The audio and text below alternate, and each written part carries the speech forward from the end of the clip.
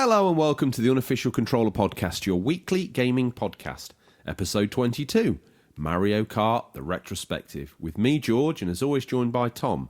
Blue Shell to my Blue Movie. How's it going? I'm okay, mate. How are you?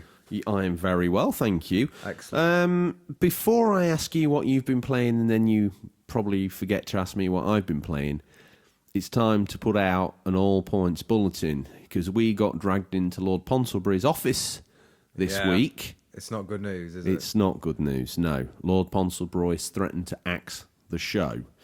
Yeah. He's a titan of industry, isn't he? And he's not happy. He's not happy. He's seen that we've wasted an awful lot of his money on a mediocre podcast. Well, we are up to good, according to the fans. We're now from mediocre to good. Yes. We're just a good podcast. We're a good podcast. We tried explaining that to him and he wasn't happy with No, he just said rookie numbers. He slapped Tom in the face, left a red welt on his face. He did.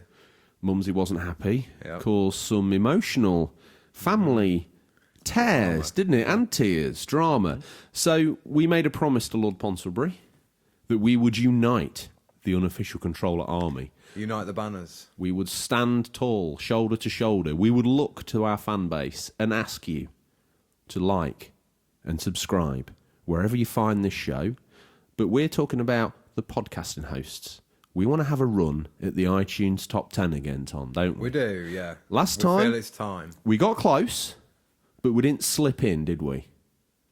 No. No. Just fell a little bit short. 13th, that's not bad. That's a good crack. That's the 12th least popular show in the UK. Yeah. Not doing bad for ourselves. Yeah. But we think we can do the top 10 with your help. But the thing is, as we've worked out, we need extra listens. We need extra subscribes. Now we know the Unofficial Controller Army goes out there, puts things in their bios on Instagram, push out pages, do all that. We appreciate that. Keep doing it, but do it some more. We need to almost quadruple the Unofficial Controller Army. We do. We want to be able to mount nighttime raids with the Unofficial Controller Army. We want enough of you out there that we can do daring commando raids and all sorts of crazy stuff. It also means there's going to be more people to play with on the social media. Yeah, exactly. More people to go, my goodness, that's a great haul in listeners Stingray. We've already seen like fan interaction with all the listeners interacting with each other, which is great. Seeing comments on other people's pages. Let me ask you this question, Tom. Can you ever have enough friends? No. Then tell everybody. Bring them here. Tom, what's the main message? We don't charge for this show.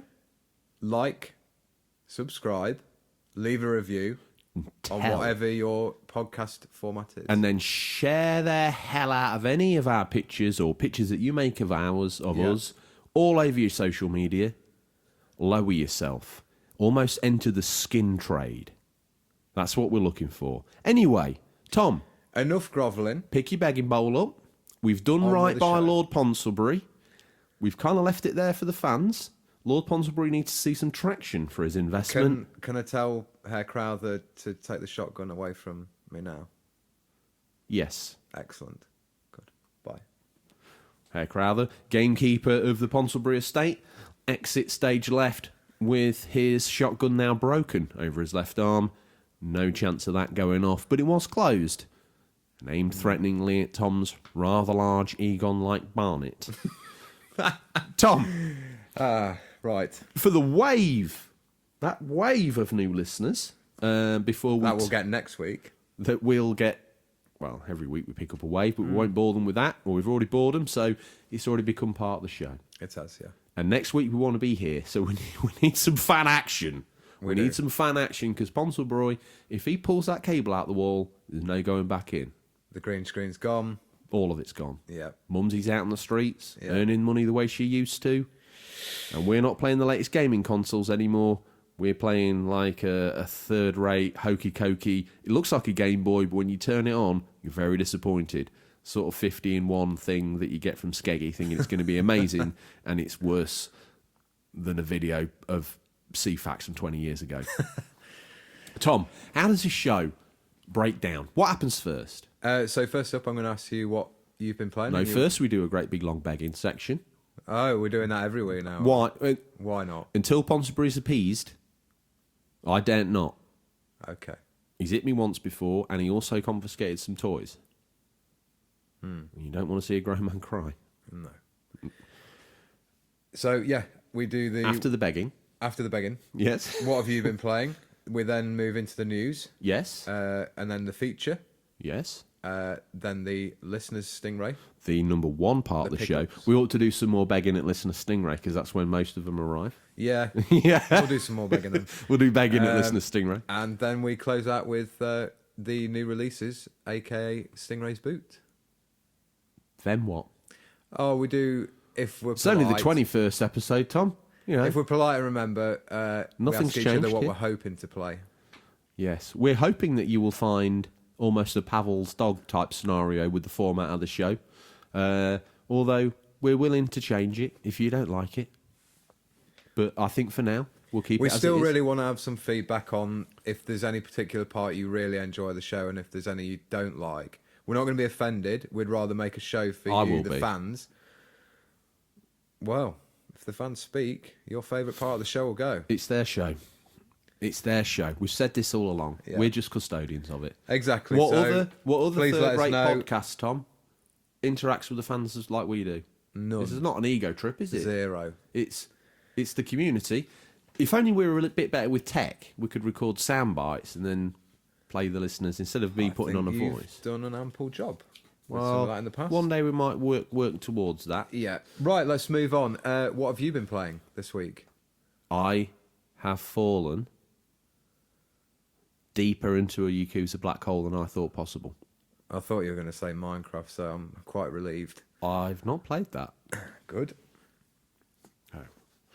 And then I ask him what he's been playing. It's Red Dead Redemption 2 and Overwatch. But that's absolutely fine. I've played Minecraft 3 times and I'm banned.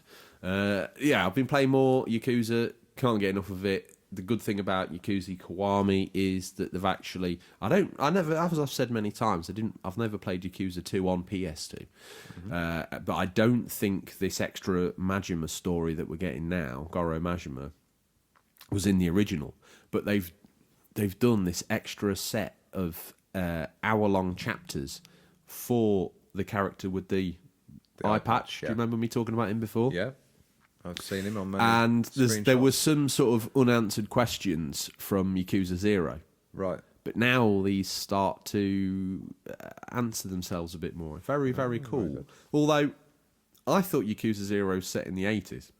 And some of the things that happen in this one, which I think set in 2005 or 6, Yeah. no one's aged. Maybe one of the listeners can get in touch with me and explain to me what I'm missing here. But no one's aged. All the shops look the same, either in the 80s or now. People barely have aged at all. Like there's a character that I've just met in the second chapter, the end of the second chapter of the Goro Majima story, who looks exactly like she did in Yakuza 0. Mm-hmm. So was that in the 80s or not? Because I'm confused. Maybe not.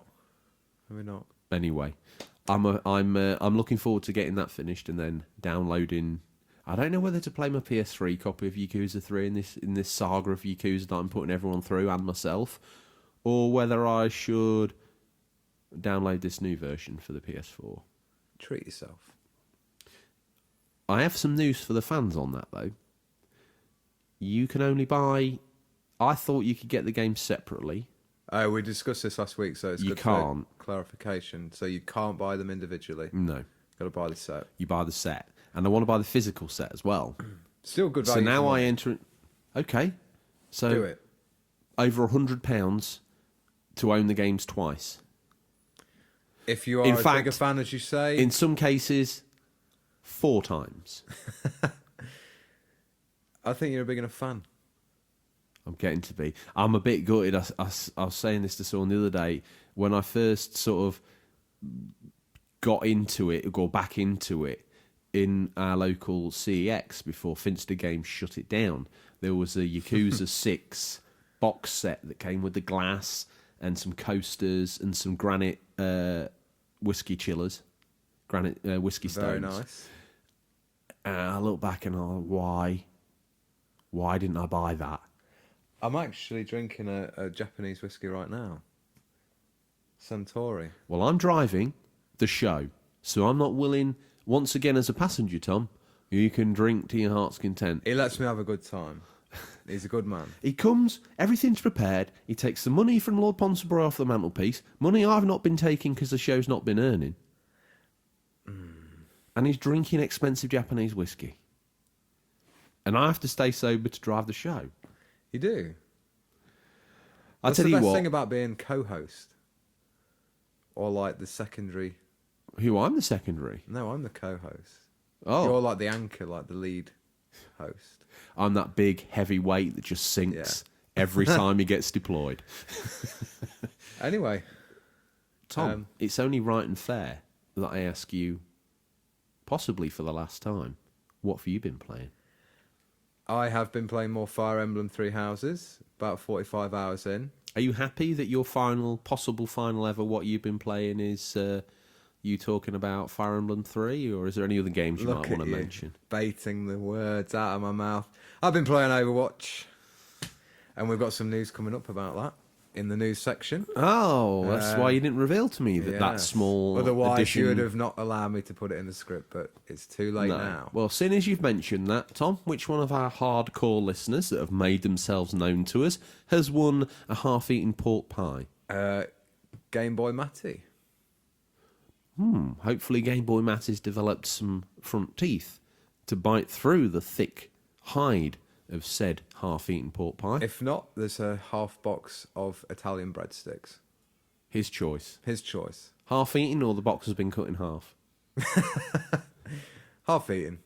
Half-eaten as in someone's taken a breadstick and eaten all of it and consumed it, or they've ate half of the breadstick and spat said half-eaten breadstick in the box. No, it's been digested. It's been digested. Been digested. So that it's the box been as well. Pooped.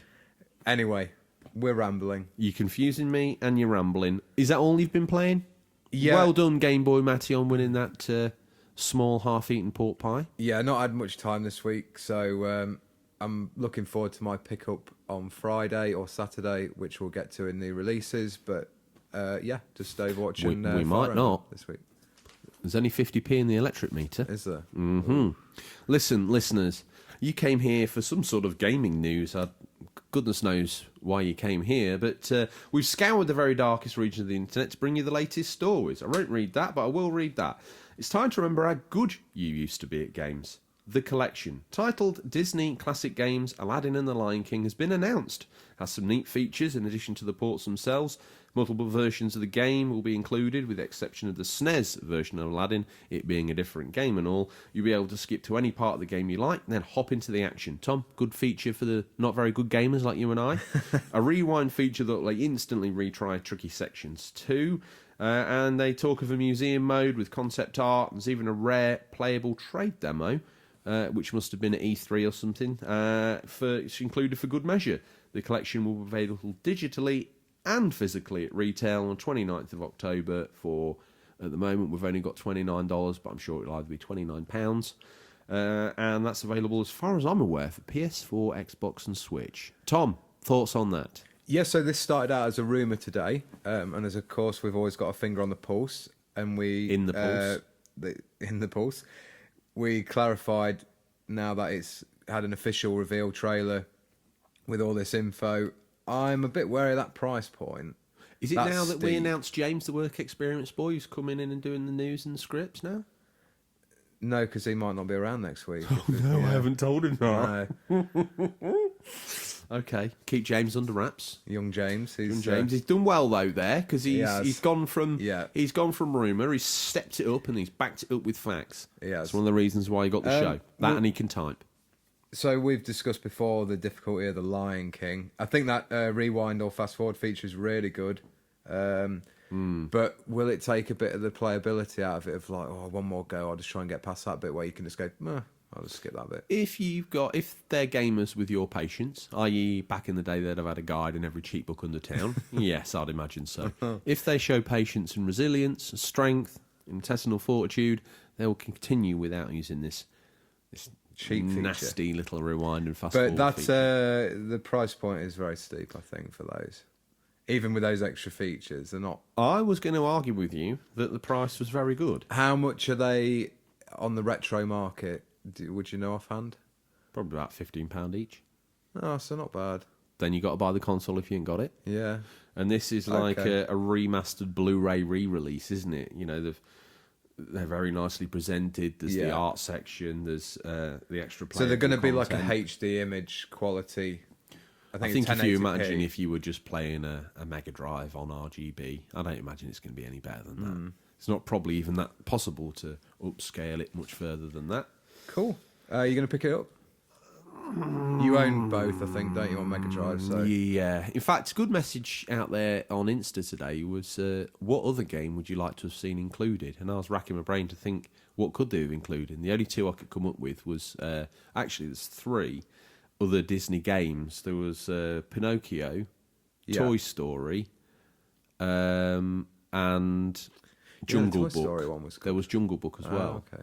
So if they'd wanted to do a 3-way, but let's face it, the games that are remembered and lauded as being the absolute killer Disney apps back in the day were these 2, weren't they? I feel like they've done well with that is because they you've got the Mega Drive Mini coming out with a great selection of titles, 2 that you'd really want on there, but probably because of licensing issues and such are now going to be available. So good news. Yeah.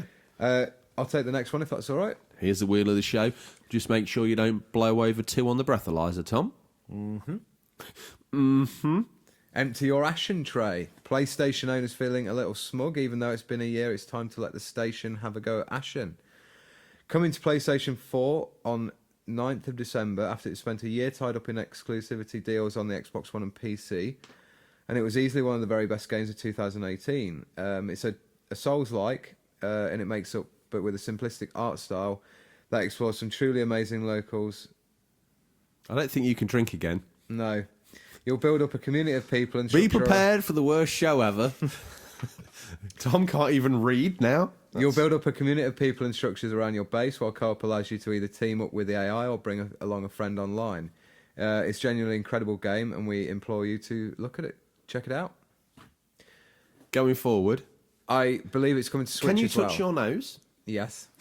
Can you walk in a straight line? Just. This is a PG podcast. What are you doing? It's just like family Christmas. Let me finish the news. The hardcore listeners in Game Boy Matty don't want to know about your... Oh, God. Ashen. It's not just a YouTuber, he's a game as well. Yeah, it's coming to Switch as well, I believe. No release date as of yet, but... Ashen, the Minecraft edition, I got rid of coming my to Switch. I got rid of my Xbox when that was just on the realms of coming out, so I'm glad I'll be able to pick that up. Exclusive. Well, great timing as always, Tom. Best game on the Xbox that they've brought out on the Xbox One, and you sell your console just a couple of days before that comes out. Classy. What am I going to think about that? Oh, dear. Another Souls-like game. Add it to the pile. I'm not interested. It doesn't sound as hard. I'm not interested. Okay, we'll move on then. I'd rather go and play a proper Dark Souls game than play this faux wannabe. Although I did see it got some good reviews. It is good, mate. I'm not too keen on the art style. I think when people decide to go for that simplistic route, it's because they can't be bothered. Then tell you it's art. Strong words. Emperor's New Closer Games is Ashen.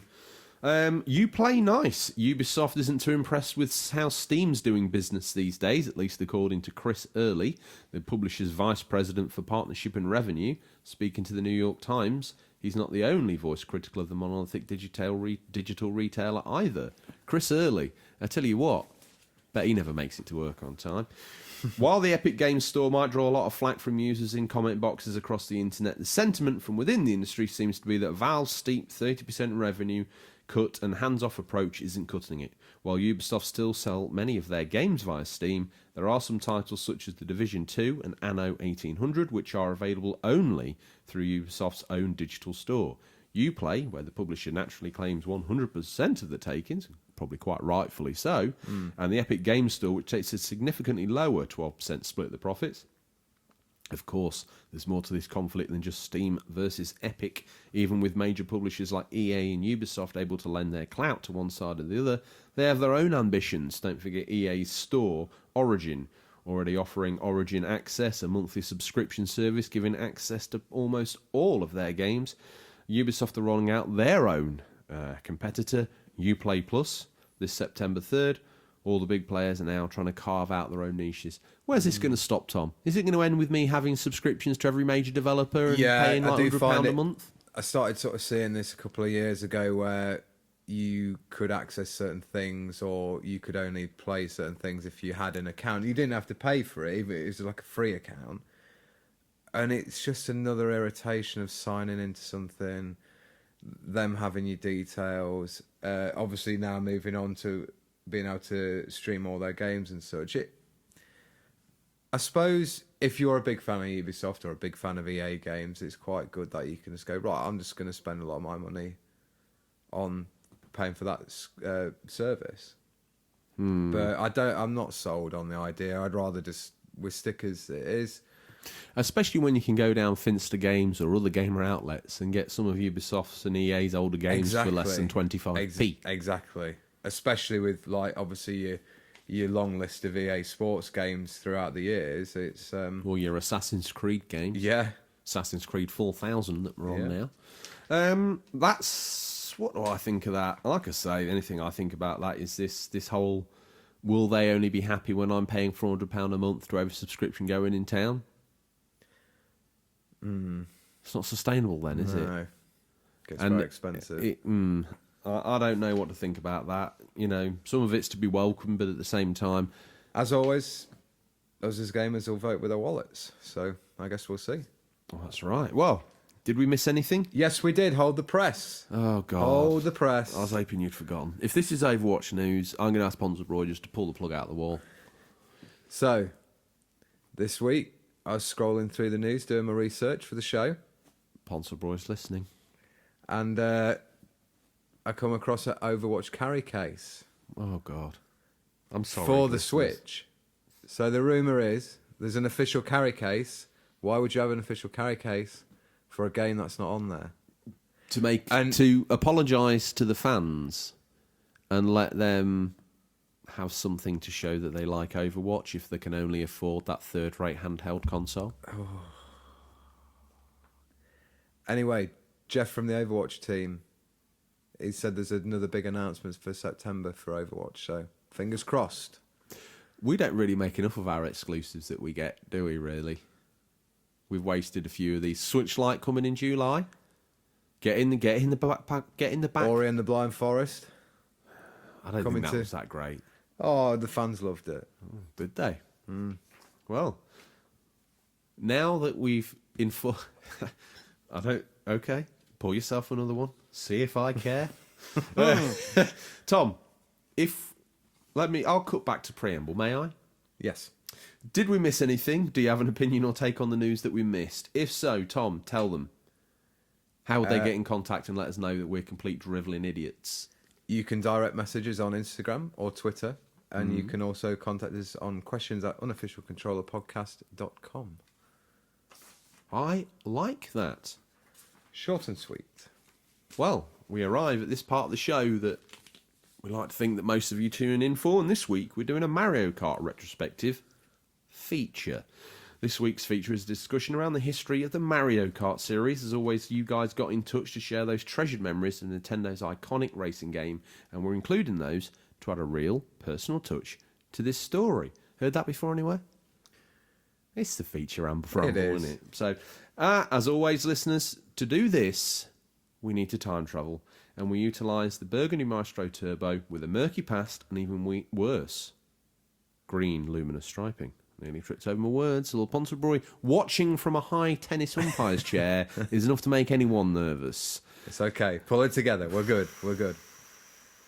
Let's get in the turbo anyway. He just keeps waving his thumb like an emperor, a Roman emperor. It's like, is it up? Is it down? Or what's happening? So we need to go down to floor punchline, Tom, because normally as we exit the lift, you make a really duff and terrible joke. One imagines you probably ain't got one this week because we're ad-libbing the intro. Fourth wall smashed. Ponsonbury, he's looking at putting his thumb down. We better save this. So, Tom, we'll hop in the lift. Could you push the button for me, as always, sir? Oh. I think it's the same song it plays as every week. I think Lord Ponsonbury only gave us a certain amount of budget for this lift sound. It's already stopped. Well, or has it? I took him up with the idea of having an 80s soundtrack in there to do with the time travel thing, but he wouldn't have it. Huh. You've spent all his money on I this have. expensive Japanese whiskey. So here we are, Floor Punchline, or the other place where we store the Maestro Turbo. Tom, that rather naff green aerial you've added, is that part of the time travel circus or just for the look? Yeah. That harnesses the lightning.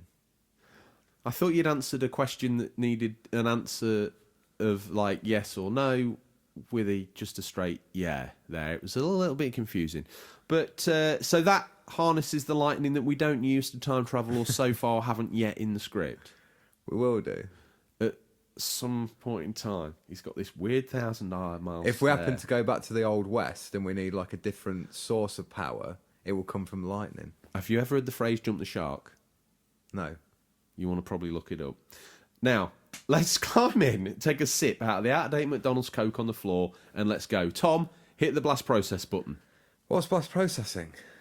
So what's blast processing do?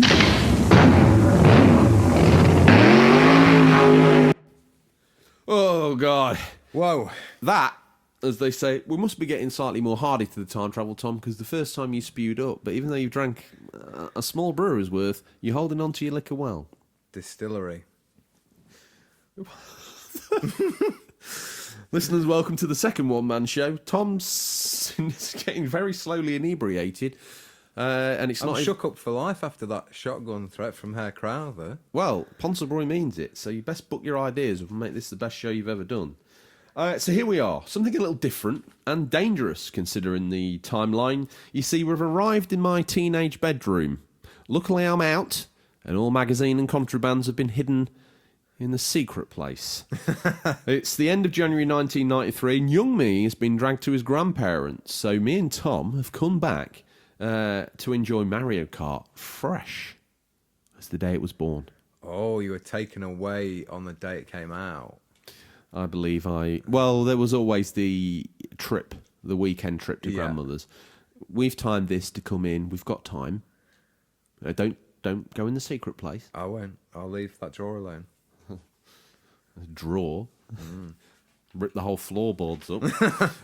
Releasing in Japan in August 1992, September 1992 in the USA, and patient as ever, we in Europe got our mitts on it on the 21st of January 1993.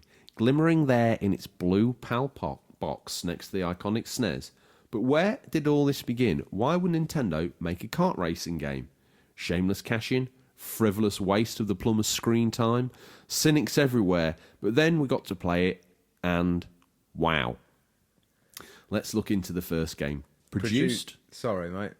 I just thought, I didn't think you could read. I was going to have a bash at those. With my Japanese whiskey, I feel like I could pronounce those Japanese names. You can barely even finish your own sentences that you're thinking up in your mind, so I don't know why you think you might be able to read this. Let's look into the first game, produced by Shigeru Miyamoto and directed by Tadashi Sugiyama and Hideki Kono. I'll tell you one thing about that Japanese whiskey, Tom. It allows you to pronounce Japanese names better, doesn't it? We should use it all the time. Only, maybe for you should... Japanese-based games. Maybe you should just silently get wasted in the background. I host the show, and then whenever I need to pronounce one of these things, we wheel you in a little bit like Retro Gamer Thomas. Excellent idea. I tell you what, I know you're going to be like, what are you doing? No, I'm sober, and I've got some important news to pass on. Did you know the Retro Gamer Thomas had someone pretending to be him on Instagram? They wrote their name, Retro Gamer Thomas, and at the end they slipped I think it was the number 7 in to their name. And you know when Retro Gamer Thomas, he's one of those loyal hardcore listeners that in every time he does a write-up, he puts our little bio in as well. This faker copied like 7 of his last posts, including the ones that have been in Stingray's boot, and copied all the blurb as well, put that underneath, and were passing themselves off as everyone's favourite console muncher, Retro Gamer Thomas. He is a serial console killer who has... He's made a copycat killer. He's a copycat! Tom, have another wet. That's the best thing you've ever come up with. Retro Gamer Thomas has got a copycat, inspired a copycat killer. Another console cannibal in the village. We shouldn't give this guy too much credit though, because we don't want him becoming bigger than the original. That's the second best thing you've ever said on the show. Let's move on because the fans are here to hear about I've Super lost- Mario Kart. Yes, tell me more about this superb game. It transpires after the launch game F-Zero for the SNES, the Nintendo boys were looking to find a way to display two ships on screen at once. Development started well, but the complex architecture of the F-Zero tracks led to it not being able to run well, so they started to work on simpler tracks. Well, the idea to create racing modes of the game had been present from the beginning. Battle mode was developed from the desire to create a one-on-one mode where victory was not determined simply by competing for track position. The game did not start out as a Mario game, as we said, and the first rendition featured a generic man in overalls in the car. The team decided that characters 3 heads tall would best suit the design of the karts. They did not decide on incorporating Mario series characters into the game until 2 or 3 months after the start of development. The choice by development team, when observing how one kart looked to another driving past it, decided to see what it would look like with Mario in In the my kart. mind, I have that. Have you seen that meme where Luigi drives by? Yeah, like, yeah, dead they're slow, giving him and the it's like, death stare. Yeah, that's from Mario Kart 8. I wondered Very if that cool. was quite what the effect they were going for in the SNES days. Probably so, yeah. Carry on. Where were you? Thinking that having Mario in the kart looked better than previous designs, the idea of a Mario-themed racing game was born. And right from the get-go, they knew they had a hit with this one, and the magazines totally agreed with an aggregate score of 93.60%, averaged across many publications. The magazines raved about the revolutionary graphical techniques, Mode 7, etc., and raved about the gameplay. A seeming perfect storm of cute looks and killer gameplay. I'm completely sober, Tom, and I can fall over my words, shake of a hat. Let's hear from some of our loyal fans back Okay. here. So it's 1993. Road to Thinner Me must have his cap on backwards and a chupa chup in his mouth. What's he got to say? Road to Thinner Me. Here is my memory. Back in the 90s, me and a bunch of my friends would gather at a friend's house and we'd play Super Mario Kart for the SNES all night long. It's a nice As memory many to of have, us isn't it? did back then. Yeah, I mean, our little village, it was all about battle mode. No, yeah. So I'll just take that for a minute. That's what I loved. I didn't have it on SNES. I didn't have a SNES, but I used to go to a friend's a lot, and he had. Was he a bigger boy? No, he was the same age. He just played the bigger boys console, the SNES. No, the Mega Drive had to be the bigger boy's console. A debate for another time. Blood. In Mortal Kombat. So yeah, he used to love having the races, and I was like, oh, can't we play battle mode? Battle mode again, battle mode, and we just constantly play battle mode. Yeah, And if he beat me, I'd be like, okay, you get to play. I had to racing. bike ride 5 miles to get multiplayer Mario Kart action. Really? Yeah, and did religiously. It's all right, when you do the Grand Prix, but the battle mode in the multiplayer, even for me, was where It that hurts game. my eyes if I try and play it now. It's very fast, like Put the drink down. yeah. Who else we got? Comic Pictures. That's the AKA of Adam the Artist on Etsy. / Comic Pictures, no space. Makes sense. Nearly had a brain muddle there, but what's he got to say for himself? What was that thing called that the SNES did? It was like Mode 7 or something. First saw it on F-Zero, then Mario Kart had it. Geez, oh, that was cool, wasn't it? I spent many hours playing what we called Mario Kart with my mates. Back then, it was the forefront of multiplayer racing, unlike now. It's fun for sure, to be honest. Some of the big boy games make it seem kind of like it's lost its edge. Not its shine, though, and I have to say it's definitely still fun, especially playing with the kiddies. But it's the kind of game that I would ever... is it the kind of game I'd ever play on my own? Nah. Funny how nostalgia makes brilliant fuel for racing games of the past. Clever wordplay there. Very clever. So clever I couldn't even get it out. The game was a hit, and even to this day features on top games. I'm going to put my teeth in. I have no excuse because I'm sober as a judge. Features in the top of all-time game charts. It certainly does. That was hard to say. But what did this racing game with a Nintendo mascot do for gaming? Well, it started a whole genre of mascot racers, like the likes of Crash and Sonic getting in on the action. And don't forget Street Racer, which released for the SNES, Mega Drive and PlayStation and, well, seemingly every format known to Stingray. And that's a lot. But once the dust had settled and the copycats had died down, it was down to the Big N to do the difficult second album, further hampered in gaming by the shift to the new hardware.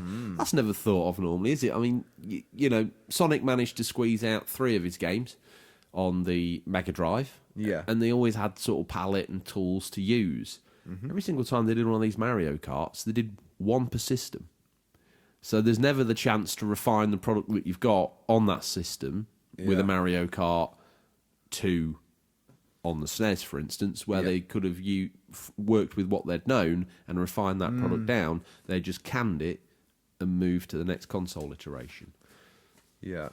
Well, the next one came about with Mario Kart 64. The move to full 3D was the right one, arriving in Japan in 1996 and 1997 in Europe and the US. Hang on, can I stop you there? Yeah. Something's puzzling me. Did you ever play Street Racer? No, I've never heard of it until now. Definitely not. Oh, right, okay. I just want to talk about that for a moment because it's a game that I've got on a couple of formats. On the SNES, it uses Mode 7 and it looks very like Mario Kart. What is the mascot or character? I'll Google it. Okay. It's like a load of it's like the Street Racer. It's like the Street Fighter. Excuse me. I think that Ponsonboy is going to sack you if you carry on like this. I've gone full like the other way. Like You have, he haven't can't you? stop me. I'm going to smash up his. There's a man who's 90s. grieving about the end of the Unofficial Controller podcast. Instead He's of got upping- that Jaggy type in the garage. Let me explain to you. Let me just lay down to you what I think he was trying to do. He was trying to give us a little bit of an insight to whip the fans up and whip ourselves up and bring our A game. Yeah. You've took it personally and you've walked off. You're like, fine, I'll get wasted then. I don't care about his podcast. What we're meant to do is up our game. And be more professional. Be more professional. Keep it together. Well, let's see how the numbers do next week. Look at him. Look at him up in the high chair. His thumb is pointing more to down. We've got the rest of the show to get that to a level or up position. Level is best hope, I think, now. Well, we are the mediocre show. Good show.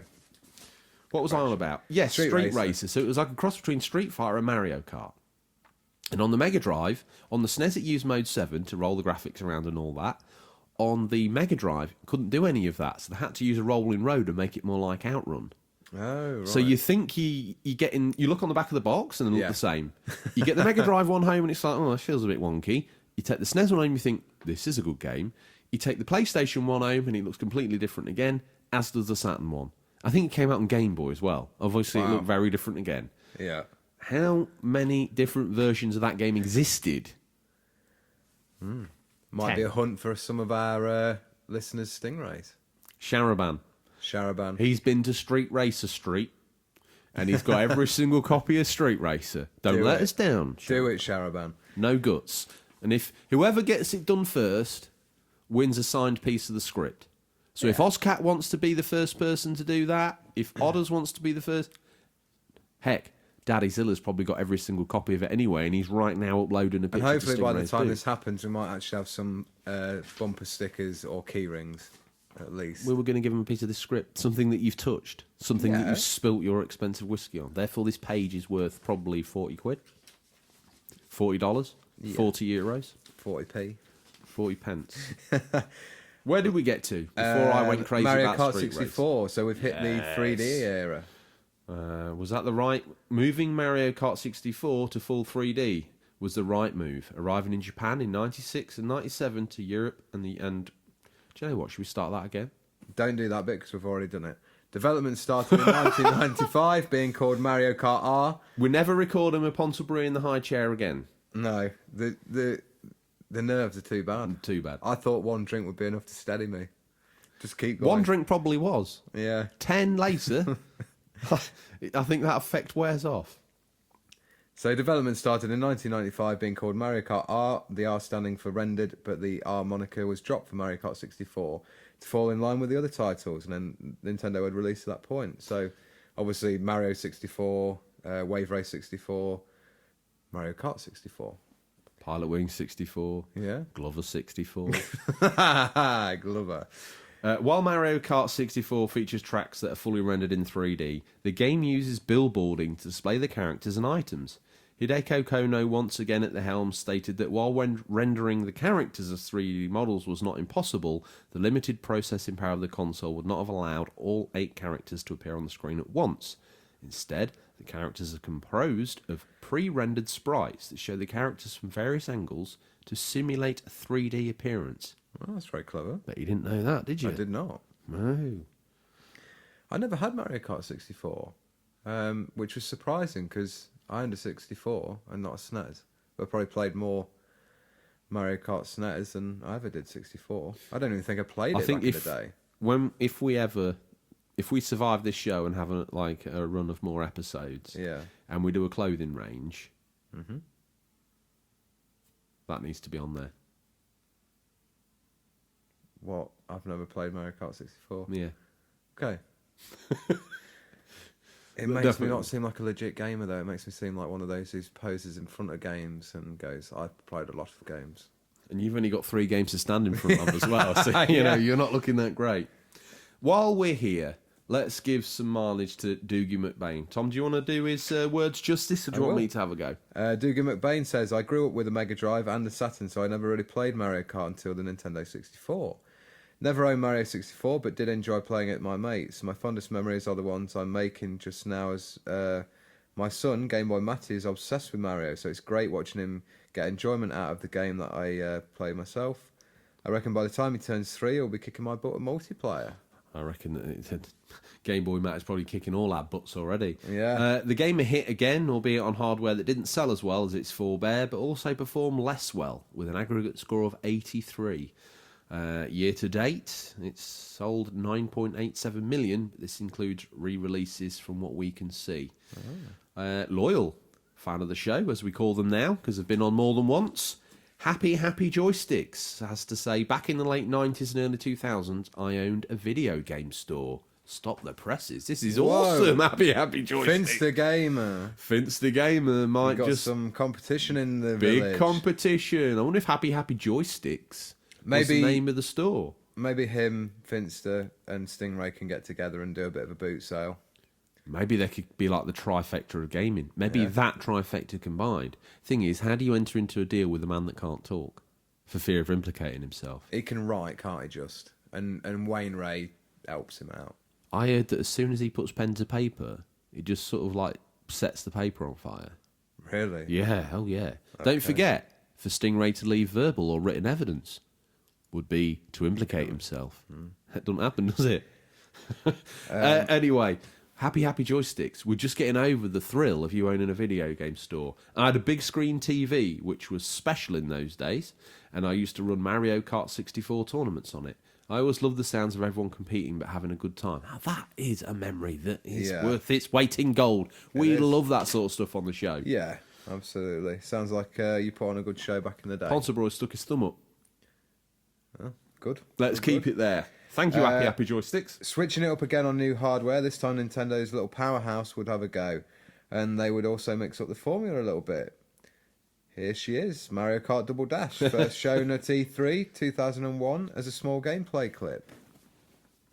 The game implements 2 characters in the kart, hence the name. But all this innovation was due to the ideas running dry? Development this time round was found more difficult. Tom, before we lurch in any further, you've said that you've played the original Mario Kart at a friend's house. You never played Mario Kart 64. Great T-shirt. And development this time round on this one was a little bit more difficult. But switching things up, I presume because you'd gone all in on the GameCube, you had Double Dash. Nope. Now I'm going to chuck this out there. The N64 and the GameCube had such a vast, good library of games, and obviously N64 especially. No. There's absolutely no way you can say that they had a vast library of quality to the point where I didn't feel the need to buy Mario Karts. Whereas we might get to in this, I had Mario Kart on the Game Boy Advance because it was one of the main sort of top tier titles on there. But I felt like with the GameCube and the 64 that there was so much else I wanted to play. You know, James, he writes the scripts. He only did the main consoles. That's fine. It doesn't matter. Thank you, James. But moving on, I think, especially Have you played Double Dash? Yeah, I've played it. Well, it's that's a cool relief. idea. I thought I was going to be one man showing it again. No. Drunken man never played Mario Kart, turns up to a podcast and just ad-libs. The development team struggled in devising gameplay features that would be enjoyed by fans of the series. One of the hardest tasks Chief Director Kiyoshi Mizuki was assigned to do was to attract people who had no prior experience with the series. So he decided to make the gameplay as simple as possible. And I think that's probably noticeable in Double Dash, isn't it? It's a very pick-up-and-play game. Yeah, it certainly is.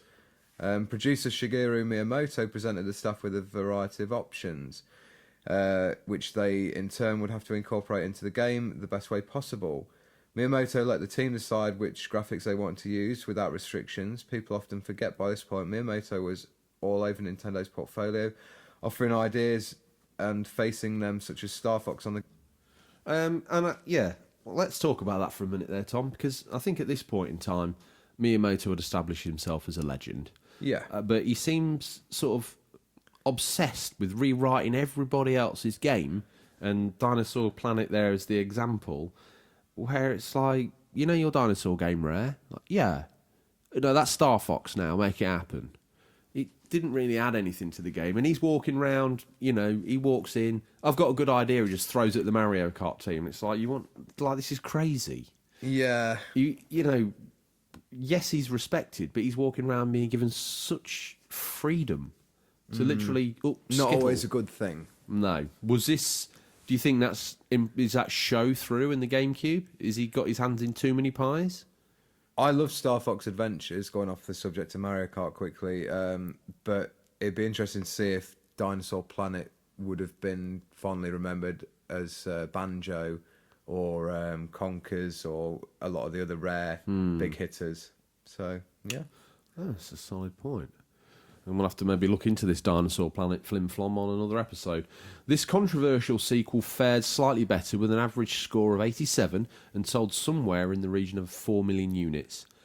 But where now, Tom? To the land of motion control. That's where. Let's get the team back together with Miyamoto and Kono back once again, although in producer and general producer roles. Implementations of the motion controls would be front and centre, and we think they got this right. The game was also designed around a wheel accessory, designed to be light for long playtimes and designed to fit in with other official accessories. The wheel has been a hit here in the bunker, and we have loads of them. The game was the first in the series to feature BMX motorbikes as drivable vehicles, an idea which Kono proposed since Double Dash out of his own passion for extreme sports, but was rejected due to seemingly bizarre image of Mario riding a bike. Few things I want to talk about there. Motion controls on the game. You've played this one. Have you played Mario Kart Wii? Yeah, I have. Yeah, the wheel works really well. Yeah. Yeah. You are shocked. I've played that one. The wheel is cool, and I think it adds a little bit of something. How does it... Because I've never played it with 4 players with the wheel. Does it get a bit too chaotic? No, the motion controls still handle it? Yeah. That's good. Yeah, I've not seen an issue with that. There's 4 screaming Excellent. children jumping around, smacking cool. wheels around their heads. So, Yeah. Tom, it's time to defrost the cryo chamber and wheel in our longest-serving fan, the Barber he Who is. Games. Barber Who Games. Slap him in the microwave, hit defrost, Tom. What's he got to say? Being a PlayStation fan growing up, I ended up missing a lot of the early games in the franchise. Most of my early memories come from game nights with friends back in the day. Other than that, the most of my early Mario Kart experience came from the handheld games, notably with Mario Kart DS. I don't know how many car trips and bus rides were spent playing that game almost non-stop. It's a good point there. The GBA one I was on about. I do remember being at college and having that, and then convincing other people to get a Game Boy Advance to play Tony Hawk and Mario Kart. I was in the forces at the time. You were, yeah. And I was away with a Game Boy Advance. Yeah. Still didn't have a backlit screen. Crazy. No, and me and this lad, we spent hours on it. And I think it was Bowser Castle 1 that we decided was going to be our time trial jam. Had some really good courses. Really good game. And he would play for a minute, and then he'd be like, right, I beat your time, and you look at it and be like, oh my God, I thought I'd pulled the stops out last time, and he's just beat me by half a second. Then you would have a go, and you'd beat him by a tenth of a second, then he would take it back and beat you out by, and it just went back and forth and back and forth. Some of my best gaming memories are Mario Kart and a GBA. Time trial as well. Yeah. Who thinks that's fun? I think it really pushed the GBA hardware as well. It looked great. It looked really good. It looked better than the SNES version because it had better faux 3D and Mode 7 effects, and when your character sort of scrolled round, it did look legit. It was more Mario Kart 64 than it was SNES Mario Kart. So moving on, this was the 6th instalment in total, even though we are focusing on the games on the main consoles. Not sure how you can bottle success, but Nintendo certainly have a knack for it. Okay, so this one didn't perform as well critically with 82% average, but bam, those sales numbers, 37.2 million. Not only making it the best... Now, sit down for a fact, Tom. Not only making it... I'm all ears. Not only making it the second best Mario game of all time based on sales, but the number 1 racing game ever. Wow, those crazy numbers. I suppose it helps Look that at me. I am the king of facts, and I will bring you fact fire. That is the number one fact. racing game genre, number one racing game of all time, Mario Kart and the Wii. Let's just be sure. No Gran Turismo. That quantity no is Project not Gotham, a sign of quality. No Forza. Nothing. Mario Kart. Mario Kart. So, Wii U Mario Kart, which it shares with the Switch. Mario Kart 8, as I call it, the greatest hits of Mario Kart. Incorporating all the best elements to this point, this really is the apex of Mario Kart game. Simplicity on first play, with deep levels of gameplay hidden away beneath the surface. Mario Kart 8 new features included anti-gravity racing, in which certain parts of the track can allow players to drive on walls and up ceilings. During these sections, players can bump into other racers or special bumpers to trigger a spin boost, which gives them extra speed. So we wind ourselves back to the current time. Let's have a look at how this game has fared critically and financially. Well, with an average rating of 92, Tom, means the game hasn't been this well loved since its first title. 8.44 million units sold, so it's also a very good way to bring us full circle. To me, it is the best one. Obviously, having played none of them, he declares the latest one the best. Like a true hipster. Absolutely. He's got the moustache. He's got the whiskey. I tell you what. Let's bring in the CEO of Finster Games, Finster Gamer. It's been nearly 20 years since I've played Mario Kart, so I don't think I could add anything informative to the discussion. But thanks for making me aware of the mobile one coming out. Just went on the Play Store and pre-registered. Tom, what's your thoughts on this new mobile version coming out?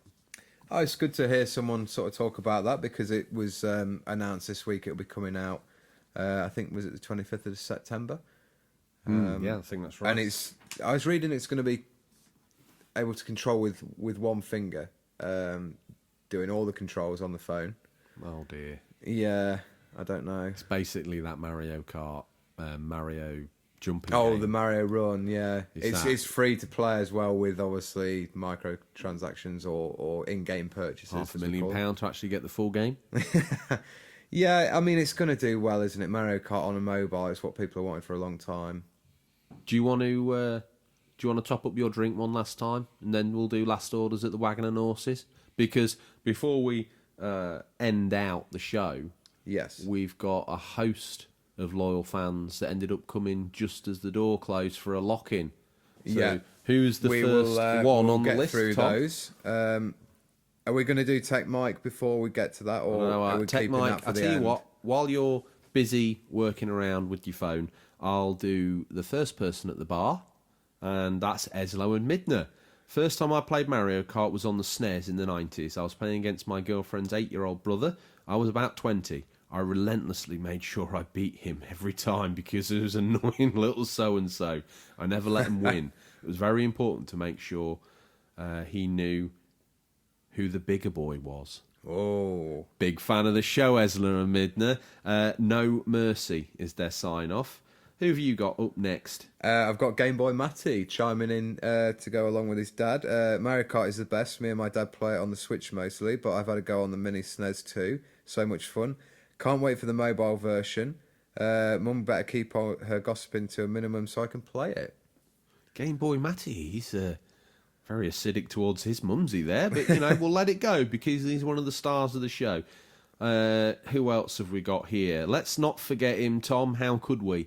He's out on a good behaviour bond because PCSO Ross Kemp's not found any nibbled electrics in his back bedroom where he's got retro gamer Thomas living. I had a Mega Drive back then and my best friend had a Super Nintendo. He told me he had a kart racing game. I was very underwhelmed. Boy, was I wrong. Such an addictive game and an original idea. Plus, with the way they made it look 3D was incredible. I couldn't believe the graphics. We were playing it for months and still play today in all its different versions. I've played other Mario Kart racing games, and although I have really enjoyed the last two Sonic racing games, it's Nintendo and Mario Kart that are top dog when it comes to kart racing. I fancy a nibble on a... Oh dear, he's relapsed. I fancy a little nibble on a Super FX chip now. Or let's reattach the face mask before he does something he'll regret. Yeah. Signal to PCSO Ross Kemp to wheel retro gamer Thomas out. He said his piece. We don't want him too tempted, do we? We don't. Next up, Odders UK. I was initially taken with Mario Kart on the SNES as I'm not the biggest fan of racing games. However, I quickly realised how good and accessible it was, and I've been an avid fan of it ever since. Anyone can pick it up and play. It's managed to get better with each sequel. You keep thinking, how can they possibly improve on it? But with each sequel, they do. Fair point. Okay, and before we finish there and head to our final fan for the last word, which is going to be this week Techmite Reviews, Retro Collector Ray chimes in. Some of my best memories as a kid are attached to this game. The countless nights staying up with mates playing Winner Stays On to passing on the legacy of Mario Kart and the SNES to both my lads. It's still a game I reach for. As for the mobile, I can't wait for it as long as it doesn't become a pay-to-win advanced type of game. Can't wait for the podcast, guys. Retro Collector Ray, thank you for your loyal thanks support. for the feedback. Some solid points there. It's still a favourite even to this day. Probably making it the best Mario Kart. You don't have an opinion? You're slurring and looking at the floor. Let's end out the episode. Well, let's end out the feature. Been a good ride, and man, it's been fun. Just like Mario Kart should be. But what will the new mobile version be like? Can we hope for a classic? Let's end with a loyal fan. Techmite Reviews. This series is what defined the kart racing genre, and frankly is the only so success from the genre. They have managed to keep each game in the series feeling fresh. The mobile game is no different and looks to bring some new features to the series. My only worry is microtransactions and how they might disturb the gameplay. Now that's something... Now we're all the way back here in the future. We've left the secrets underneath the bed where they were meant to be. We've left the room sacrosanct, my teenage bedroom. We've come back to modern times. I think... Microtransactions, like... Why don't they just make a good Mario Kart game? Let us buy it for $14.99. Yeah. Or even $29.99 if it's good enough. Yeah. And play the game like normal people. Why do they feel the need to do a free and then microtransact? It's like the ongoing profit, isn't it? I just think, like, you make a good point there. It's almost like receiving a demo, playing this free to play. Do it as a demo and trial it, and then say you can buy the full game for this price, like you just said, is the better way to do it. It's nonsense. If the game was good enough and it was $15.99, which I don't think's out the way. I think. Sorry, I'll just cut in with this. They're aiming at obviously children who are gonna have shorter attention spans. So trying to. I think if they go to their mum or dad, I don't think kids have got shorter attention. I think that's a myth. My kids will watch a 4-hour movie, not a blink. Yeah, but would they watch a 4-hour movie again? Probably. The same one? Yeah. Okay, well, the point I'm trying to make is, if they go to their mum and dad and say, please can I have this Mario Kart game, it's £20, they're going to go, is he going to be bored of that in a week and then he's going to want another £20 game, or do we let him pay £1 or £2 to buy a few more tracks and see if he goes off it, and then on to the next one. Boom. Thing is, if you make a mobile game and make it so it is that throwaway, it's only going to be treated as throwaway. Yeah. If they paid $15.99 for the game and little Johnny really wanted it and then he stuck to it, it'd be different, wouldn't it? Or would it? I don't know. Right, anyway, that's enough of your opinions on mobile gaming. They're not valid. And you own a Switch, so, you're a bit biased. You're a bit too biased for mobile gaming. You've already got the best of everything with that machine there, haven't you? You've got your Mario Kart 8. You've got your whole jazz going on. Tom, sacred ground.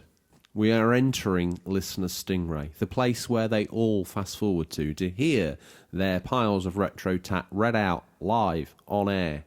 It's a little perk you never thought you'd be able to give anybody. Ponterbroy's thumb is pointing up.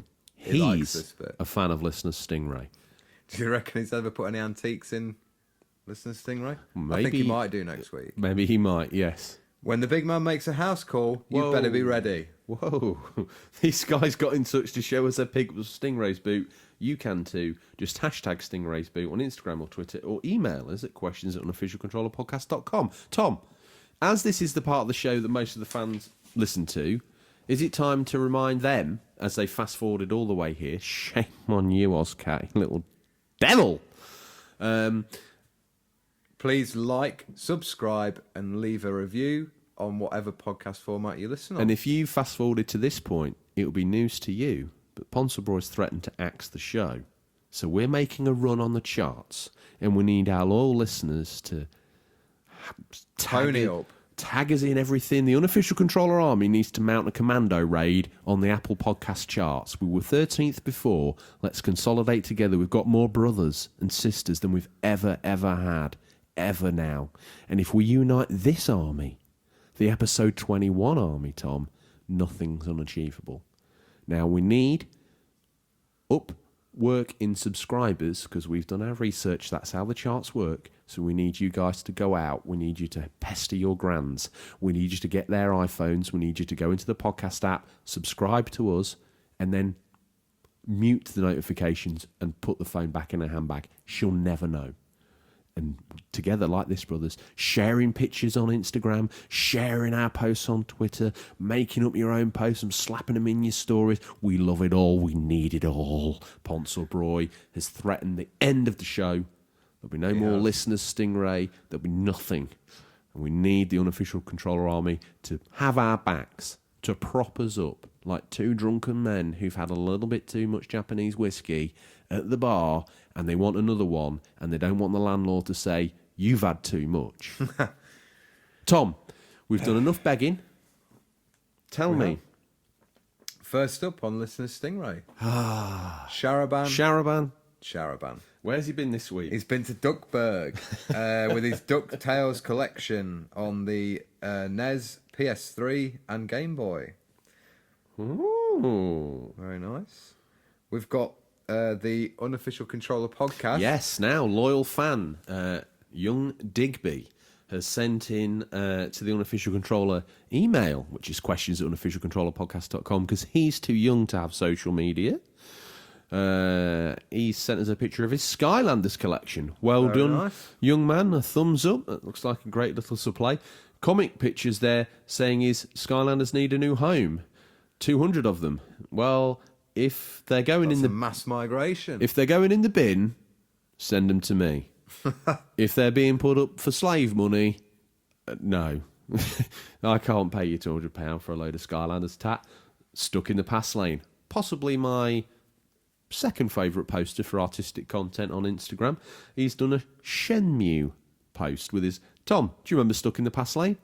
I do. Do you remember how he does his shots like Polaroids? Yes. Then writes a little thing on the bottom. Yeah. Hang on in there. Why do you think he might have put that? Don't look and cheat, little dog. I reckon he's going to visit the arcade. Oh, what's he going to play? A bike game. Oh, what a loser you've looked, haven't you? There's the man who doesn't know what Mario Kart is, all of a sudden knows what Super Hang-On is. That's a great post. More of that, please. I like the artsy shot of the Shenmue box as well at the end. Doesn't look in too bad condition. It looks similar to mine. Yes, which I'm the custodian of. Are you? Yeah. You gave it to me, you I donkey. did, yeah. Ash Event. He's leaving for a week-long trip to the Gorge.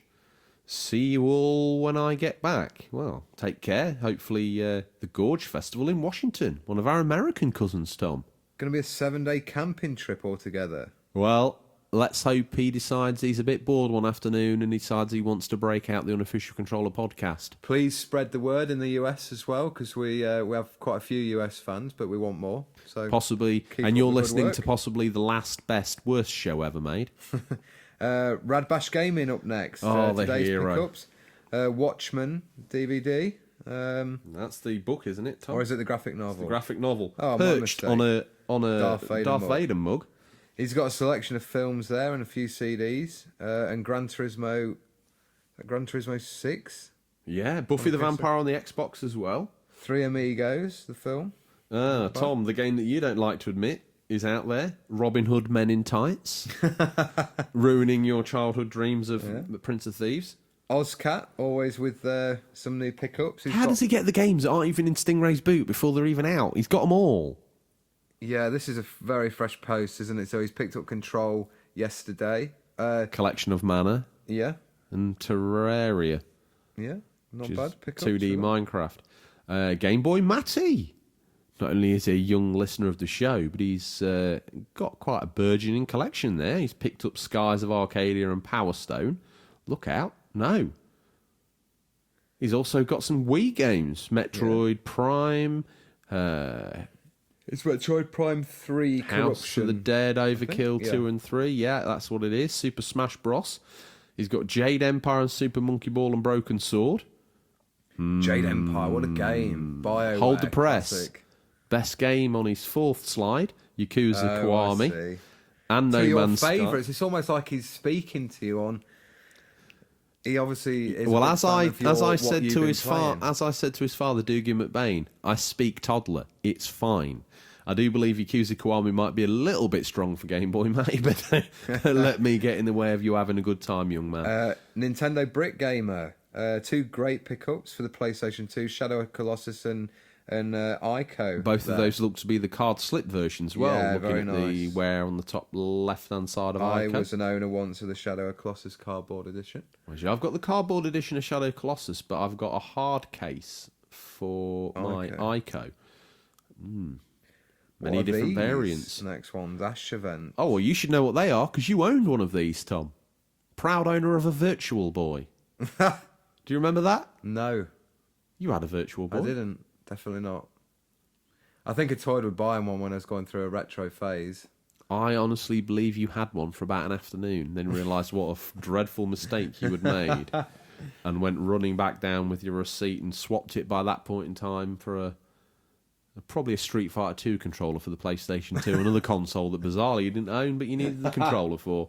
Sharaban. He's been to Killer Instinct. He's bought 2 copies on the Xbox One. He's got one on the SNES, and he's gone and wanged an N64 one right up his yin-yang. Game Boy Nerd. Might be wrong, but have they been on the show? I don't recognise the name. It may be. If you have, we're sorry, but if not, welcome to the family. He's got a nice setup there for his Switch. He has. He's got a been few- on quite because a few I other said to him he wouldn't have the space for much longer, and he's Yes. got that first little setup. So apologies. Yeah. Second week in a row, Game Boy Nerd. You're more than welcome. If we forget your name again, I think you've got a right to write to Lord Ponsonbury and ask for an apology letter. Daddy Zilla. Tom, what's he got? Thanks for your subscription. He's got himself a retro game treasure box, which comes with The Goonies 2, Mystic Quest on the SNES, Art of Fighting on the Genesis. Well done there, Daddy Zilla. Nice work. Stuck in the pass lane. Gone and done a bank holiday brawling. He's gone and done himself a Streets of Rage montage. Yeah. Brock the 80s dude. Now hold the press. Hold the flipping press. Hold the flipping Wow. press. If you're The whole- following this, listeners, Stingray, get your phone out, go to Stingray's boot, click on recent, scroll through till you find Brock the 80s dude. That dude's had a haul and a half. Hero Quest. Look at the. And I was going that to is, say, to top it off, the Mastodon on the Mountain Hero Quest. Good condition that is as well. The MB Bucky and O'Hare games. VHS. I've even, if you noticed, I've already been all over that like a rash. You have. Ash Event. It's got a picture. He's been in a fire station by the look of it. Another firefighter related game. Do you know what I'm really I want a firefight related game called Where Fire. does he keep all this stuff? Stop! He I'm must making have a plea. Sorry, In fact, mate, I won't sorry. make any more pleas because we're only Yeah, making we've one done- plea yeah, this we've week. done too many. What's the plea we're making this week? Like, subscribe, and leave a review. How much social- how much does this awesome show cost A lot of money. for them to listen to? Oh, it's free for them, but expensive for us. That's a great price. It is. It's a price we're willing to pay. It's a price we're willing to pay, and it's a price you're willing to pay. Anyway, I got interrupted, but I'm not going to do the appeal. No. Moving on. Ash Moving Event. on. Tonka Rescue Patrol on the GameCube, a game I never knew existed, and A game you never needed to know you existed. another firefighter related game discovered, and he's got that in there with a what I think is a bobcat with various attachments. A flail, firefighting attachments. No, a mulching head, and a deck mower, I think, and a shovel loader. Hello and welcome to the Bobcat Podcast, the official podcast for bobcats. Be it your accessories, mowing, I wish flailing. I worked for a fire service that had a bobcat with a mulcher. That's quite good. Oh, I heard there was a job going at the local fire station where you get to drive a bobcat, but they haven't got the mulcher, so I guess you're all out of luck. What a loser. Retro Collector Ray, he's gone and slammed in some Studley car boots. He's got himself Finding Nemo on the Cube, Shadow the Hedgehog on the PlayStation 2, Pokemon Battle Revelations on the Wii, and Mario Strikers Charged Football. He's also got Thundercats. Oh. Thundercats! Oh, Sharaban. why are you doing back that? You're again. skipping on. He's got some really awesome stuff. All right, Sharaban can have another shout out. He's been to Little Max and he's played Punch Out. Nintendo Brick Gamer, new listener, new loyal listener. Been in the DMs, slid in the DMs. And GameCube Lord of the Rings Return of the King, good pick up. Blast Corps, GoldenEye, Yeah, all from the £10 as well. Not only is a new listener, he knows a bargain. he knows how to collect games as well. Daddy Zilla. Just when we Massive thought, Wii collection. just when we thought he had shuffled off, he shuffled back again. What's he got to say for himself? A closer pickup of tonight's trade. That's ridiculous, Daddy Zilla. My God. Every game for the Wii, pretty and then much. a panned out version of it, which basically makes it look like a new seat for the living room. Wow. Oh, wait, there's more to it. He's just traded 113 games and 2 consoles. He is He's a big time swapped his player in the double- retro market, isn't he? I tell you what, in the penny stocks, Daddy Zilla's got 10p. Radbash Gaming, Tom. I saw this post this week. I really like the Cuphead mug. Very Keyblade, cool. baby. That's what I'm all over, like a rash. Cuphead. What's in that Cuphead box? The yellow one. If that the I mugs don't know. to I the don't know left. whether that was it's like a Cuphead loot box type thing they do, where they supply various merch. Hold the press. Guess who's back in town? Oscat. Is Oscat's he? back. Yeah, got a copy of Moss for the PSVR. He's now broadened his horizons and he's picking up games for every format known to Stingray. Yeah. Moss is a game I enjoyed the demo of, and I've kept meaning to get a physical copy. Oh right, and yeah. play It did through. intrigue me. It looked a good idea. Yeah, although I feel maybe a little bit like Astrobots come and gazumped it in every single way. probably But, so. you know, I still remember enjoying it. Retro Collector Ray, again. Excalibur and Alien Trilogy on the PS1. Shadow Man, my favourite, on the Dreamcast. Original Sonic on the Mega Yeah, Drive. what looks like is that a genuine? Yeah, a little controller S for the Xbox Yeah. One original. Next up, we've got unofficial controller. Us. Ah, yes, picture of our Mumsy beloved artwork. Mumsy. Yeah, look at her there in all her glory. If you read the comments, though, a little bit controversial. Where's Daddy Zilla? Wow, Mumsy might be hot, lol. Oh, low key. Waist down for sure, I said. Let's hope he's not sliding into the DMs. Well, if Lord Bonsabroy doesn't sponsor the show anymore, maybe you could piecemeal sell off his retro collection and help the show stay afloat. Maybe. Ash Events had too many shout-outs, so you're not having another. Yeah, no, he is, because that's a beautiful picture where he's arranged golf balls around a copy of Virtual Boy Golf Okay. on real grass. Saturday Morning Gamer with a nice original Xbox collection. Hold the press. Saturday Morning Gamer, a new listener. This is this wave of new listeners finally paying off. Yeah. Nice I think pickups. so. Nice pickups. He's got a great collection of games there. Some of those Project games- Gotham Racing. Yeah. 1 and 2. Halo 2. Sega GT. Fable. He's got a few GameCube games in there. Yeah. Doom 3. Genema. He's Onimusha. also picked up a Cube, by the way. Oh, And cool. a PlayStation 2 with a large selection of Final Fantasy games. And then an N64. Oh, various wow. Titles. And then the picture where he's been hit up in his DMs. Hey, don't know if you remember me, but we met at my mother's garage sale and you said you were looking for older games and stuff. Here's what I got. I tell you what, that lead paid off. It certainly did. Who we've got here? Daddy Zilla has picked up a bit of game room art by the look of it. That's cool, isn't it? A very retro Sonic. Very, very looking cool. Mark.garage.gamers, the man whose parents foresaw not only YouTube but the internet when they named him. He's got Area 51 and Shrek, games of equal Is mediocreness. Premier Edition Skyward Sword. Lovely pick. What's that in the bottom right-hand corner, Tom? Tuckerbot Plus. Yeah. Mark.garage.gamers. So good they named him twice. He's in again. Ah, yes. I remember thinking of talking about this. He's got a copy of Dog's Life. Right. The game with the best acoustic rendition of Sweet Home Alabama you'll ever hear in your life. Chris McClum's like that. Chris McClum's not crawled out and let us know he's alive, has he? No. He's obviously dead. Rad Bash Gaming. Got a collection of Funko Pops. Nice work. Sharaban. Not again. Mark.garage.gamers. Coaster of Destruction Derby and a Classic PlayStation classic Mini. PlayStation Mini, call it what you like. Ozcat. Been and got himself some Today is a Zelda pretty big action. day in history. Ooh. One of the most influential and powerful game series in history made its way to the US. Very nice. Legend of Zelda. Maybe on we the should NES. have done a Zelda retrospective, Tom. Oh, Harvey you Retro. could not stand that. Loyal, tough, hardcore fan of the show with his own YouTube channel. Like what you're doing with your hair in that shot, sir.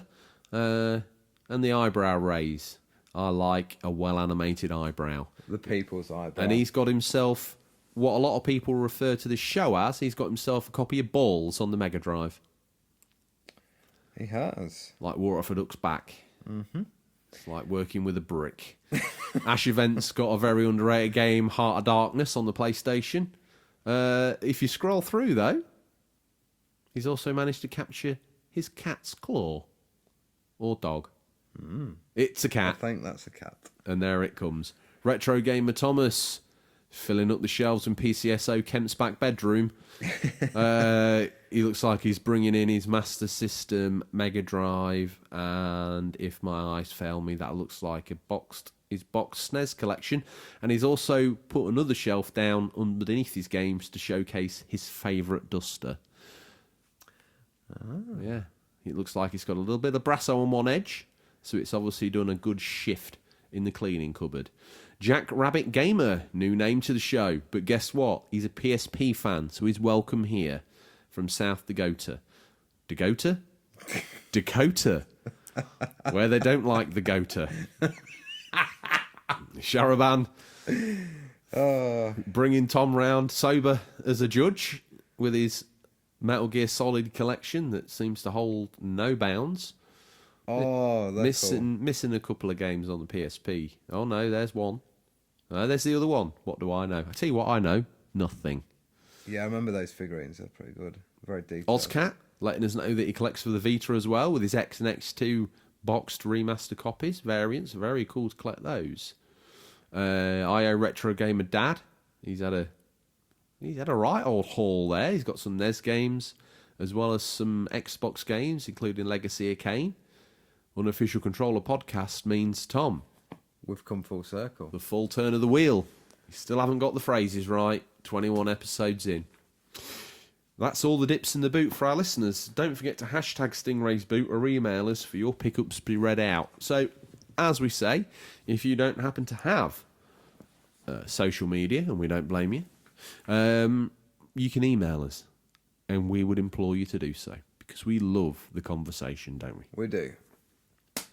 Tom, you need to distract Ponsellbroy, because he don't believe in pirate video games, and we need to usher Stingray up stealth mode. Okay, I'll distract him. What are you going to do? Put it away. Oh, God, whatever. It's time for a peek in what we affectionately call Stingray's boot. What's nestled between some counterfeit nappies and a dodgy copy of Battle for Endor this week. These are the new release highlights for the week August 26th to September 1st, 2019. Listeners, these are out on digital or physical, or will be by the time this podcast's in your feed, but could be region dependent. Tom? Good week this week. Can I just say, you distracted him, and then I did the speech, so he's not actually driven up the drive. So, put yourself Should we go down to meet him for a change? Come on, get your shoes We on. ain't got the sound effect for that. It's fine. We'll walk down. What are you doing? Beckon him up. Beckon him up. No. Oh, here he is. Okay. Right, here. Tom, one rule from the show, and I'm sure the fans are going to chime in. The first message we're going to get back is don't let him drink again.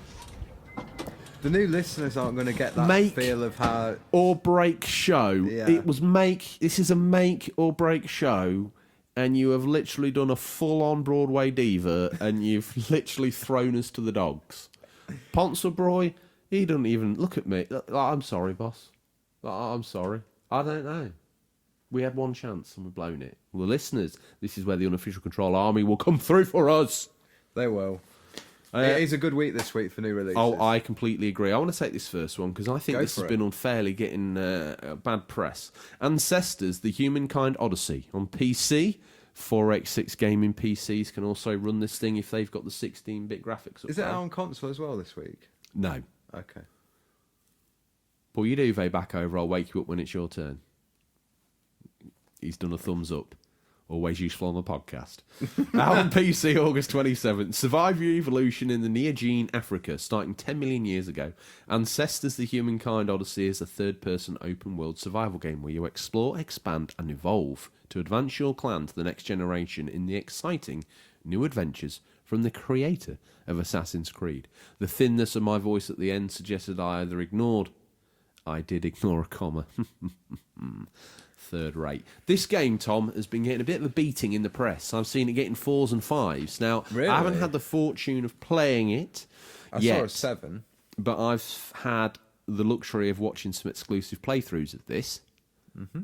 It looks right up my street. It looks like a great game. Yeah, it does look like your sort of game. It looks like a really cool game. So I've read some of the reviews, but I'm going to hold off. Hopefully some nice-to-haves and updates will come through. From what I saw of it, it said once you sort of mastered the survival element of the game, it's a little bit too easy in a way. But each time you die, you have to relearn all those skills again. Oh, really? Mm. Oh, until you can hard bake them, I believe, into your offspring, and then it can move forward. That's cool. It's not as simple, I don't think, as people realise. Yeah. And if they think they've finished the game, I doubt it. Mm-hmm. Next, do you want to have a go? The Bard's Tale 4 Director's Cut, available on PS4 and Xbox on August the 27th.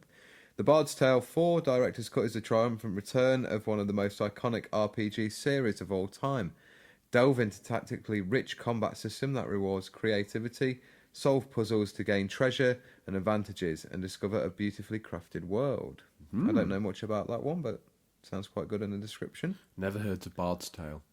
We'll get that T-shirt as well. Never heard of Bard's Tale, never played Mario Kart. We could just do a list 64. T-shirt, couldn't we, with all the games I've never heard or played? I don't think we'd fit it on one T-shirt. It would need to be an XXXL. I can imagine Devin Zilla probably tripping over that a few times. Mm-hmm. Control. So, which is your mummy this week? Because I'm confused by you. I see what you're going to go mine. For. Okay, so I'll take this one. No, I'm going to. I don't want this. No, as in you can read it out if you want. Oh, I was going to say Ancestors Be My Mummy. I'm going to read out Control. And okay. I told you we weren't going to muck about. I'd made a decent show. Me and James, the work experience boy, worked really hard. I've really worked hard on this script. I've worked hard. Quote unquote. That's a deep cut. Probably from about 2 episodes ago. After a secretive agency. And this is Control. PS4 for PC and Xbox, August 27th. After a secretive agency in New York is invaded by another worldly threat, you become the new director, struggling to regain control. This supernatural third-person action adventure will challenge you to master a combination of supernatural abilities, modifiable loadouts, and reactive environments while fighting through a deep and unpredictable world. Tom, any other day of the week, that would probably be your mummy. It would. It's made by Remedy as well, who made the great Alan Wake. So Just the mention of Alan Wake's actually put Lord Ponsonbury's thumb up in the air. has he? Yeah. He's a fan of the game. He is a Bowie. He is a sort of aspiring novelist, though, isn't he? So he likes the Alan Wake angle. Be careful of the character traits you invent for our third-rate fictional characters, because we need to remember what we've said they do. Okay. Write that down. Well, Ponsonbury's a novelist. Taste of Power on PC, August 27th. Good week for the PC listeners this week, Tom. Yeah. All two of them. On sale. Taste of Power is a PC game about the confrontation of Europe, China, and Middle East in the alternative world of the Middle Ages. You need to build cities, learn technologies, and participate in large-scale battles, and many unique warriors, artillery, engineers, spies, and much more. World of Warcraft Classic on PC, August 27th. World of Warcraft Classic is a faithful recreation of the original World of Warcraft. Combat mechanics, original character models, and skill trees all contribute to a truly authentic experience. So are they releasing that again? Just as a re-release? A faithful recreation, yeah. I think okay. they've gone back and remastered it. I should have done. It looks great. I've heard there's some problems with, obviously, World of Warcraft's big. It might not be on our radar, but it's huge, and a lot of the servers are blocked because they're so full. There's people having to wait hours to get signed in. It's gone off big time, that. If you're a fan of World of Warcraft, you're thinking of picking that up, I would say maybe just wait a couple of weeks for all the John mates who need to have a go on it first to die down, so you can have your hardcore uninterrupted time on your server. I've heard about this next one, Wreckfest, PS4, Xbox, August 27th. Wreckfest is a demolition derby themed racing game with soft body damage modelling, sophisticated driving dynamics, and in-depth vehicle upgrading. Featuring both demolition derbies and more traditional track races, it's all about fun, breakneck racing, and over-the-top crashes. Headspun. Yeah, my mate told me about that. It sounded quite good, actually. It needs to be a budget release. Have you seen any footage of it? Because I've not. I didn't know whether it's sort of... I've seen I think today when I was doing the preparation, I saw a little bit of footage of it. I always just think that these Demolition Derby games, they end up being very light on content. Yeah, there's only so I much always you can wish do, the price could follow that through. So hopefully that's coming out at like a $29.99 game. I think it would sell gangbusters if it was. Yeah. Headspun, PC, PS4, Xbox, and Switch, August 28th. Headspun is an FMV stroke adventure hybrid set in Cortex, the world of Theo Kavinsky's Broken Brain, a game about recovery, discovery, and the ongoing battle between logic and emotion. Tom, I'm glad I didn't read that one out. I think I've just found the back of the box quote for the Unofficial Controller podcast. An ongoing battle between logic and emotion. About recovery and discovery. The Unofficial Controller podcast, a podcast about recovery, discovery, and the ongoing battle between logic and emotion. Steal that tagline. Monster Sanctuary out on the PC, August 28th. Monster taming meets Metroidvania. Collect, train, and battle monsters in a lovely side view pixel world. Okay, well. Bubsy Paws on Fire coming to the Switch, home of all the crappy mascots.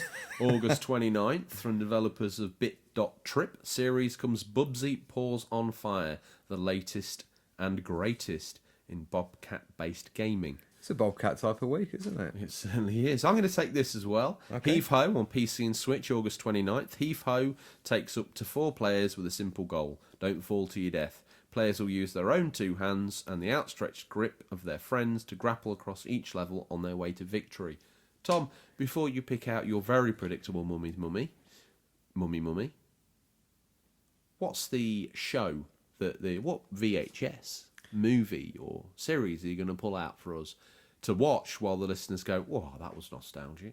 I'm picking out Conan the Barbarian and Conan the Destroyer double pack, starring Arnold Schwarzenegger and Grace Jones. A classic action 80s movie.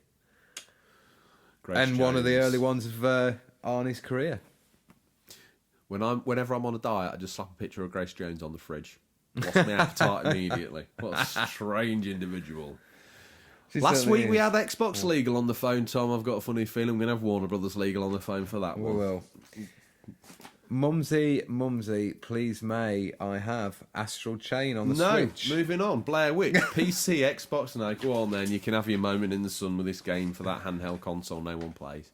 This game is getting great reviews. Gotta say, Astral Chain on the Switch out August 30th, which is this Friday. Humanity's last chance against an interdimensional invasion is a special living weapon called the Legion. As a rookie officer in the elite police task force Neuron, you and your Legion will work together to solve cases and save humankind. The Astral Chain game gives you full control over two characters at once for thrilling, synergetic action, courtesy of Platinum Games. Alternate between several Legion types and skills to save the world your way. Astral Chain features character designs by the acclaimed manga artist Masakazu Katsuru and marks the directional debut of Platinum Games' Takahisa Tahura, designer of Nier Automata. Automata. I played that as well. Hideki Kamiya, director of the Bayonetta game and writer supervisor of the Bayonetta 2 game. I know a new series of T-shirts. I've played it, but I can't say it. Sudoku, Sekiro, Nier Automata, Nier Automoto, and Mario Kart. You're very excited about that. I am. I think you should stand up and pay attention to that a little bit and realise Switch does have good individual exclusives. Good for a handheld game. Blair Witch, PC, Xbox, August 30th. Inspired by the cinematic lore of Blair Witch, experience a new story-driven psychological horror game that studies your reactions to fear and stress. Can I take the next one as well? Yeah, sure. You know, I'm intrigued by this, so I'd like to hear what you think of it. I've seen Felix PewDiePie, as we know him, playing a bit of this. It looks, just to carry on the formula, there's not really much to say, obviously. So this is a follow. Does it follow on from the story of the? No, it's not anything to do. Can with you tell me the Dawn. title of the original game? Until Dawn. Until Dawn. So it's a new sort of story. So do you just pick the choices for these characters, or do you do actually any sort of proper gameplay, or is it like an interactive book? You know those books I'm on about where you make a choice. 6 questions. Let me answer the first one. Yes, sorry. Oh, it was just like you were still talking, and you were like, question 5. Right, okay. Yes, it is. It's made by the same people, Supermassive Games. Mm-hmm. It is in the style of Until Dawn, but it is a new story that's a multi-format release. And these ones are being released as little standalone cinematic shorts. So when you play Until Dawn, you do move your character around with a stick as normal, or if you're playing on PC, you use it with the mouse and keys combination. Yeah. You move the character around the physical space. I would say, in a way, it holds very close resemblance to the point-and-click games of the past. Yeah, but Monkey Island, etc. Yeah, but totally straight-laced within reason, and the story kind of intertwines itself. If you don't save character A, that means all this backfiller in the story that you would have worked out with him isn't there. It's gone. And therefore a different route. And with their games, it's normally about saving a group of you and getting you out the end, all of you surviving. So if you got down and you played the game terribly and ended up with like 1 or 2 survivors, is it a very short game? It would probably still be the same length, but you would then work out having only 1. So you've seen the ending for 1 survivor. Oh, okay. Yeah, I think I've seen the endings on Until Dawn 2 or 3 times. I wish I'd done it with all of the characters, but I haven't. Should I pick that up? Until Dawn? Yeah, it's one of the ones of... When I originally got the PS4, you were recommending me the games, and I think I've got most of them. It's one I've yet to pick up, so... If you've... What I would say to you is, depending on how long you've had PSN... You might find you've got one on there, yeah. Last minute bit of news: Batman Arkham Knight and Darksiders 3, I believe. How many of the unofficial controller army are still around to hear that? Do you think? All of them. loyal till the end. Tell you the only thing that brings a tear to my eye, people like Nintendo Brick Gamer reaching out and saying, keep good work. And the It does fans make the saying, difference, doesn't it? It does. Lord Ponsonbury, I have hopes that what we've asked of the fans this week, it'll happen. He's just giving me death stares, but I'm not making eye contact, so it's not a problem. You've got that lazy eye. Yeah. I think he thought you were coming on to him, so I think he's replaying those advances. Okay. Where do we get to? Tell us about the Dark Pictures. Dark Pictures, Man of Medan. PC, PS4, Xbox, August 30th. The Dark Pictures anthology is a series of standalone, branching cinematic horror games that can also be played online with a friend. That's a cool feature that they've added since Until Dawn. In Man of Medan, 5 friends set sail on a holiday diving trip that soon changes into something much more sinister. The one last question I'll ask you about that game, because I don't feel I've asked you enough. Mm-hmm. Have you got an idea of price point on that? Is it a budget release? I don't remember. I don't remember Until Dawn being overly expensive. It was never expensive. Yeah. This will be, I reckon, this will be priced the same. Okay. Here's my guess, and we don't normally guess. I'd say it's about £15. I feel like we should play that through. Some of that would be good. I'll be well up for that. Okay. What you got? Remothered Tormented Fathers out on the Switch, August 30th. Remothered Tormented Fathers is the pure and realistic survival horror video game. That was a bit of Lincolnshire dialect coming out there. You too right. Root Letter, Last Answer. PS4 Switch, Europe release. We haven't had confirmation for an American one. August 30th, a mystery adventure which is solved by using 2 visual features, live action and illustrations. That about wraps it up. Well, that I was think. Lord Ponsonbury saying, you better hurry up, because I ain't got enough budget for you to have a show this long 2 times in a row. Has he not? No. Wow. Tom, what are you hoping to play? Astral Chain, and maybe finish sort of first playthrough of Fire Emblem would be good. I kind of want to get that finished before, but it's the window is closing. As in, Neither of those are going to happen then either, are they? I just haven't got as much time anymore. Think of all the times I made time. Now you look back through your memory and you're like, that guy was hardcore. Come to this midnight launch with us, boy, please. Yeah, okay. And then I'll meet you online. What is this? This is incoherent rambling. It The is. sort of thing a drunken man would do. So you're going to play those 2 games. And What are you going to play? I'm going to finish Yakuza Kiwami 2. I'm over halfway through. Surely it's going to drop this week. And then pick up the Man of Dark Medan, Pictures. possibly. And what was that other one? Oh, yeah, that's on 486 Gaming PC. I don't think the green screen's going to run that. No. Give it a try, though. Yeah. Tom. And that's all we have time for you this week, listeners. No, don't ruin it. Don't ruin it. Rewind.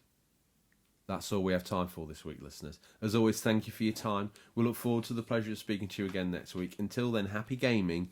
And remember, there's nothing wrong with being given the unofficial controller. It's what you do with it that counts. Tom, hopefully, if the unofficial controller army assembles, I'll see you next week. In the top 10. If not, we'll probably meet here again, but without the microphones. Yeah. Play games As we and used talk to. about them, as we used to. Lord Ponsonbury, thank you for curating the show. Listeners, we'll see you soon. Cheers. See ya.